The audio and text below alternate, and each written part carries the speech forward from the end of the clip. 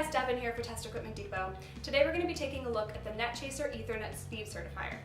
The NetChaser provides a complete solution to test and speed certify the data carrying capabilities of Ethernet network cables up to 1 gigabit.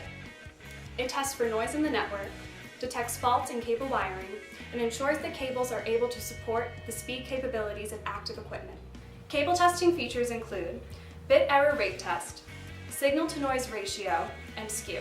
Measures and displays length for each pair in feet or meters. Improperly terminated cables are clearly displayed in a color graphical wire mapping display.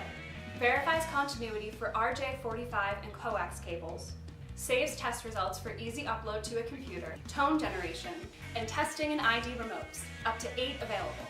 The NetChaser includes the NetChaser main unit, an active remote, power supply, a 4 gigabit SD card, micro USB, 2 network patch cables, RJ45 and F connector, 2 hanging straps and clips, and the large carrying case.